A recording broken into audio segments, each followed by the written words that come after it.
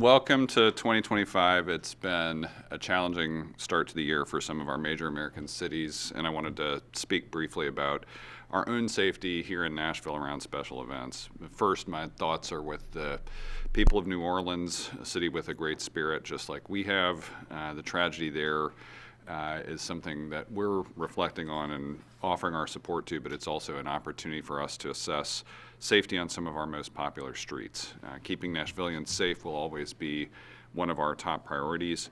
Very soon after taking office, I opened up several lines of communication and had a comprehensive review of threats to safety downtown. This included the Department of Homeland Security. I've heard a discussion of bollards recently over the last few days, and the ones already installed on the sidewalks along Broadway can withstand a 15,000-pound trunk moving at decent speed. In addition to those, NDOT has similar barriers that are relocatable. They can be moved to any event site, and they're also designed to stop heavy vehicles. They're currently evaluating retractable bollards at key locations from a design and expense standpoint. But Nashville's had several years of experience hosting special events, often in partnership with our Convention and Visitors Corporation. Many other cities have come to Nashville to see how we manage and secure such events. New Year's Eve is one of those, and I'm appreciative to Chief John Drake for having the foresight to create a special unit that polices our entertainment district, and we've had legislative approaches to special event zones for years. This, too, is something that puts us ahead of a lot of our peer cities. I spent a portion of New Year's Eve in our Emergency Operations Center, and it was a relief to see how helpful real-time camera access was, including for identifying an incident that required both security and medical attention. I'm grateful today to Inspector Preston Brandamore, who's here with us, to be able to respond to further questions about our security best practices and our entertainment district and planning for special events. Meanwhile, in reflecting on other categories of safety challenges that occurred in Nashville in 2024, I'm encouraged by legislation that was introduced at the state legislature yesterday. It will give law enforcement new tools to handle certain situations of extremism. Nashvillians and Tennesseans deserve to know we're safe from acts of intimidation and violence in our communities. This legislation would add new misdemeanor charges for 6 different categories, including litter or trespassing to intimidate people from exercising their civil rights, giving false names to law enforcement, intentionally approaching an officer engaged in lawful duties to harass them, attaching an unauthorized sign to a bridge or overpass, arresting someone caught on video, and transporting people in the back of a box truck. We listened closely to concerns and challenges that occurred from incidents that needed state support, and so we're pleased to see this progress at the state legislature. We're expecting this to be a bipartisan approach. Even in reflecting on safety challenges, I think it's also important to reflect on progress we made across Metro in 2024. I wanted to share just a few highlights from the year. Crime was down overall in the city by more than 700 incidents. Violent crime dropped 5%. We broke ground or cut the ribbon on more than 1,000 new affordable homes, plus we received a historic commitment to affordability on the East Bank from our partners at Fallon with both numbers and longevity. 66% of Nashvillians showed up to the polls to support the transit improvement program, Choose How You Move. Also in infrastructure news, we filled more than 40,000 potholes over the course of the year. We added 19 state-of-the-art snow plows to our fleet, pushing us to 40 total plows ready to treat and plow roads this winter. We're expecting delivery of several more new plows this year. We distributed more than 10,000 gun locks at Metro Public Health Department centers. Metro schools had their highest recorded graduation rate in history, and for the 3rd consecutive year, the district achieved a Level 5 growth score from the Tennessee Value Added Assessment System. Hub Nashville filled 286,239 requests, resolved a quarter of those right away over the phone. The wait time on average was 20 seconds or less. We also launched or expanded key programs like Nashville Strong Babies, which is now available citywide to support expecting and new mothers and their newborns, or Tech Ties, a collaborative digital inclusion initiative led by the Metro Action Commission that offers access to devices and internet with free training, or Reset, which strengthens our existing financial empowerment center offerings with a focus on ensuring seniors are taking advantage of all benefits available to them. I mentioned Choose How You Move. This was after support by Nashville voters. We have a chief program officer we're expecting to hire in the next few months to coordinate that program, as well as an advisory committee we'll be announcing to oversee it, both of those coming within the next few months. The job posting is up for the first director for the Office of Youth Safety, which will work on programming opportunities and violence prevention for youth. This is a key piece of a larger public safety strategy that includes both traditional policing and community-based safety initiatives to continue bringing down the violent crime rate across Nashville. After we secured a master developer agreement for the East Bank Development Authority is closer to its first meeting.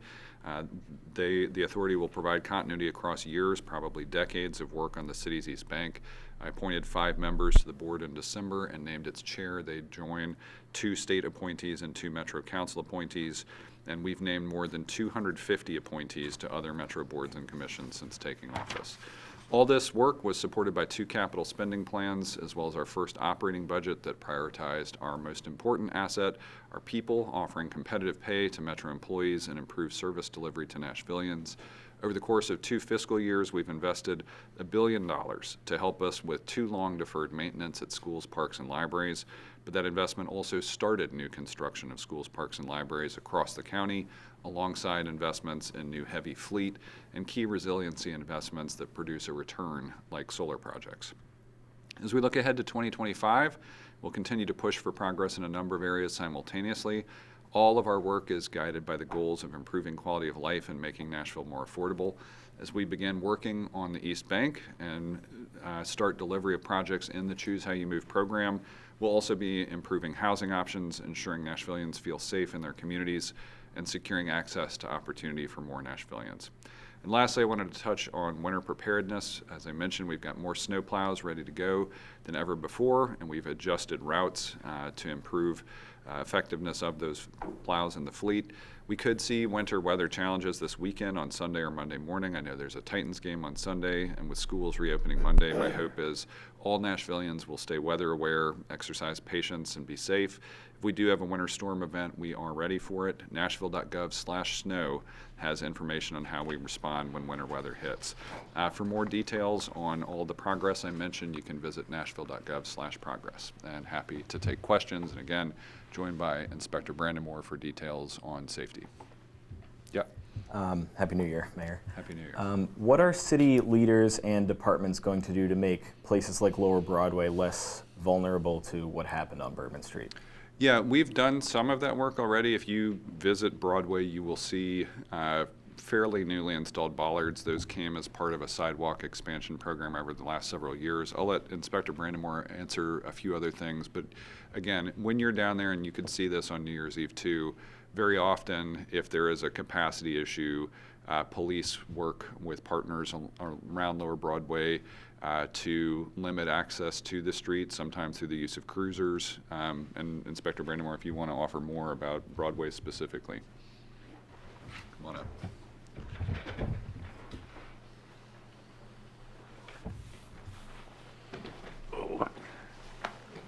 Morning, everybody. I think in addition to the bollards, I think one of the things that we're doing is constantly trying to evaluate what our needs and weaknesses are and improve upon them. This coming month, we're going to be celebrating our 2nd year of an entertainment district unit, where there's 30 officers, 5 sergeants and a lieutenant specifically dedicated to the entertainment district area. This is in addition to the men and women that also serve at the central precinct. This is an enhancement specific to the entertainment district area. And to y'all's point, as far as security, whether it's special events, Lower Broadway, I mean, it all starts with planning. From planning, knowing what event you're dealing with. The city's planned hundreds of events in 2024. After planning, you look at your preparedness and then your partners. Who do you need to bring to the table? This isn't a one unit or one department crisis or problem. It's a team effort, and we couldn't do it without our partners with Department of Emergency Communications, the Fire Department, the Health Department, NDOT, TDOT. It's collectively looking at the problem and seeing how we can come up with the best plan to keep everyone safe. And I can say I've seen some of the tabletop exercises firsthand. When you get out to either the Emergency Operations Center or the Community Safety Center at MMPD, you see the importance of coordinating across departments, the importance of the camera access, the importance of the response. Also on Broadway in particular, with the opening of Friends in Low Places, a great example of a public-private partnership that creates a police and NDOT outpost right there on Broadway. So again, all of these things have been in progress even before this New Year's. Yeah. Sorry, Megan, I'll come back to you. Were there any threats here in Nashville over the New Year's period, either similar or different from what we saw in New Orleans? So right up to the note dropping, we're constantly scrubbing information. We utilize internal partners like the Specialized Investigative Division to try to identify threats. We utilize our partnerships with our federal partners. But days before our note dropped, you had the incident in Germany. I mean, we were constantly looking not just at local, but national incidents to see how we can best protect our footprints. It's a great question. And Mayor, you mentioned that we are already ahead of some of our other peer cities. What additional steps would you like to see us take to get even further ahead or continue improving safety downtown? Yeah, I think a lot of these initiatives were already in progress, and so now, this is kind of that effort to double down and just ensure that we've got good cost estimates from NDOT for opportunities that may be there for in-street bollards, that we've got deployment scenarios for the relocatable barriers, that we continue to revisit with MMPD and NDOT in particular, but also our Office of Emergency Management, those crowd thresholds. I mean, again, on New Year's Eve, while Broadway itself was not the focus of a singular event, we had an event footprint at Bicentennial Mall. We had still pretty significant crowds in Broadway. And you could see the cross streets have traffic. I mean, that area was open to vehicles. And so I think there's always going to be this question of the balance between ensuring that people can celebrate and then making sure that everything about the area where people are choosing to celebrate and congregate in large numbers is as safe as it can be. Megan? You kind of took my question, but since we heard from people that really felt safe during New Year's Eve, and I thought since you already asked one of the questions I had, do you want to expand a little bit more and maybe highlight some of the things that you guys do well? I saw helicopters in the air flying around. I live like across the river, but you could see all that went into it. I know that they deployed drones. I know in the past with some of the stuff that have been protests at some of the malls that you guys do stuff the day before. So is there anything that, not to share all your secrets, but that you want to toot the horn of what you guys kind of do to prepare before an event that makes people feel so safe like they did this New Year's Eve in Nashville? Well, I appreciate the sentiment. But the thing with safety downtown is not a cookie cutter plan. It's not a one and done. Once you have purchased everything that you need, you have to constantly evaluate not just your plan, but what it is you're trying to protect. Nashville's host to a wide variety of events, whether it's indoor concerts, outdoor concerts, various sporting events, football, baseball, hockey, your one-off parades, your national celebrations, each one's specific.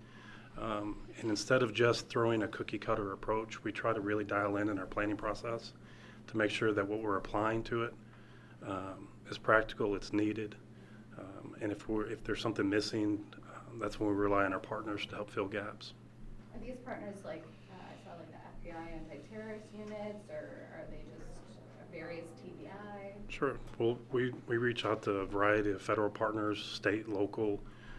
To the mayor's point, we have a great support from our local businesses, our convention center. I mean, there's not a shortage of people wanting to assist in making sure that our events are safe in Nashville. And Megan, I'll speak from personal experience. For 8 years on the Metro Council and continuing now, this idea of a special event zone for these very large events offers some guidance to vendors, kind of creates a footprint. And if you were down at Bicentennial Mall, it's a couple of interesting things to Inspector Brandonmore's point. That is state parks property, so you have support from both Rangers and THP, but MMPD has a significant presence there. The Convention and Visitors Corporation manages their footprint, but it's an area that you can accommodate tens of thousands of people in that footprint, but there's a sort of controlled entry and exit area. There's a clear bag policy. There's a lot of simple things that add up to a bigger picture of safety. I'll say, having been in that footprint on New Year's Eve and then having stepped outside it to get over to the Emergency Operations Center and see more of the city, that camera access, the nimble vehicles that now our first responders have for police, fire, medical, to sometimes be able to get in and around challenging footprints, all of those things I think contribute to the overall safety. Here, I want to shift gears to East Nashville and South Nashville and the recurring problems like car break-ins and vehicle thefts. Wondering if your administration is kind of taking new steps or kind of expanding steps to kind of curtail on these specific crimes. Yeah, I mean, for those kinds of incidents where you see property crimes or concerns about maybe changes in patterns, we usually look at to our partners in the Metro Nashville Police Department. I will say, again, from my experience at the neighborhood level, council level, our commanders at the precinct, our community coordinators, they're always very aware of those changes in crime patterns. I will say a lesson I learned a long time ago is always take the time to report that, because I had the experience of a similar set of incidents in our neighborhood where we had some car break-ins, but nobody had reported them, and so they weren't showing up as a pattern that police could respond to. I think as those things become part of our data set, it actually improves the response, and I invite Inspector Brandon Moore to comment further. Well, my biggest thing would be to always reach out to your precinct commanders. I mean, they're the experts in their area. The more they know, to the mayor's point, the more they proactively address matters. But that's also why we've been working diligently to increase staffing levels. That was one of the other, I think, success factors of 2024 as we've continued to make progress there. We do have a new precinct opening in Southeast Nashville that I think should allow kind of a rebalancing of allocation of resources across the department, and we'll continue to try to hit all those staffing targets in 2025. Mayor, what's the status of getting an LPR contract in front of Metro Council? And after the FUSIS plan failed, how hopeful are you that Metro Council would even approve giving taxpayer money to an LPR company? So I'm very optimistic that we can revisit the FUSIS contract early this year. I think especially as we looked at New Year's Eve here, as we've had more discussion with individual council members to I think work on a higher quality information set, dispel some of the myths that came up around the FUSIS discussion. We should be able to get to success on that, and I think that will be an important indicator for how we can revisit the license plate readers issue as well. I think we're going to have some policy recommendations for the Metro Council that I think, again, take steps in that direction of alleviating concerns that have been there, including since when I was on Metro Council. But our team is working with community members, working with council members, and working with all the partners to make sure that all of these things can be implemented in a way that improves public safety, that doesn't negatively impact people at the personal level with privacy concerns. If I can jump back to Lower Broad for a second. I know on major events and some busy weekends, we shut Lower Broad down to pedestrian-only traffic. Is that something that the city is looking at or considering permanently? It can be a little bit of a challenge to go all the way to that point of sort of a full pedestrianization of Broadway, in part because it is a state route. And I would say from a safety consideration standpoint, that's why you see these kind of temporary intermittent closures, is because we're able to I think in that standpoint, when we hit those thresholds of crowdings, it's very easy for Metro Nashville Police to work with NDOT to say, okay, we've hit a point where there is simply so much pedestrian activity, so many people patronizing these establishments, but that permanent closure may be a little harder to secure because of the need for partnership with TDOT and possibly state legislative authority. And you may have more information. No, it's a great question. It's a complicated issue, especially when you talk about deliveries that need to be made. Nashville isn't the same Nashville was 20 years ago. There's more residents that live downtown that need access to different parts of Lower Broad in the city. So it's one of those things. I think it's like when you evaluate any major event, special event, you're not closed-minded about anything. You're always open to conversation and dialogue to see if you have the best practice in place. Yeah. Can I piggyback on that one? We've seen you integrate some of your transit initiatives to kind of curtail some of, especially during major events. Is that something that you would look at around other major events that maybe can work together so that there's not as much traffic? Yeah, I mean, I think if you look at two different things, something that was in progress even before I took office is Connect Downtown, and that's looking at traffic flow, that is looking at access for transit across Broadway specifically. It is looking at smart signalization within downtown. I think all of those things within that downtown footprint that are identified by Connect Downtown should be improvements, and we should be able to accelerate many of those thanks to Choose How You Move. We've had great success with the Titans partnering with WeGo to ensure not only direct access to the stadium for multiple routes, but also that free service on home games, network-wide. Similarly, our family has taken advantage of both the Titans and the Nashville SC routes to that stadium as well. I think the special event scenarios we had WeGo operating free service after 6 p.m. on New Year's Eve, and again, that's safety for making sure people aren't driving impaired. That's access to the footprint without struggling to look for parking there. We think all of those things should be both safety initiatives and congestion mitigation going forward. Let's do two more. Back in October, there was a man hit and killed on Commerce Street on the sidewalk, and his family was seriously injured. Bollards downtown and just off of Lower Broadway. Are you looking to expand them to other busy parts of downtown at all? Most of the bollard implementation on Broadway was a reflection of just the sheer volume of pedestrian activity there. You do see increasing pedestrian counts on Commerce, but a lot of times it's those planning and implementation thresholds. So we continue to rely on guidance from NDOT from looking at traffic and safety data. I think the Commerce incident was in some ways a tragic exception to what we've usually seen, because in downtown you typically see slower rates of speed. We've had more pedestrian injuries and fatalities on those higher speed, broader corridors, and so we're paying a lot of attention to the high injury network, but this is why the Vision Zero initiative at NDOT is so important as well. And we'll continue to follow those recommendations as quickly as we can. What's the difference from a safety perspective between two cruisers blocking part of Broadway and a potential, retractable bollard or barrier?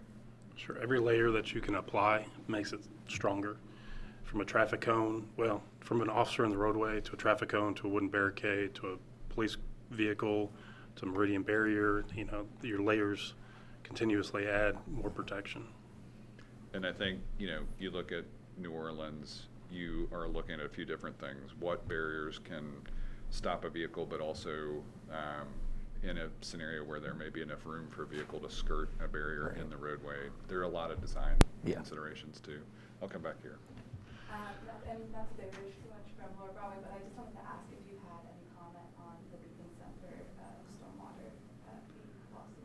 We've seen several lawsuits across 2024 that really do kind of focus on that tension where development has costs and impact, and there are a handful of counties across Tennessee, for instance, that are able to use impact fees to have a standardized approach to the cost of growth from an infrastructure basis.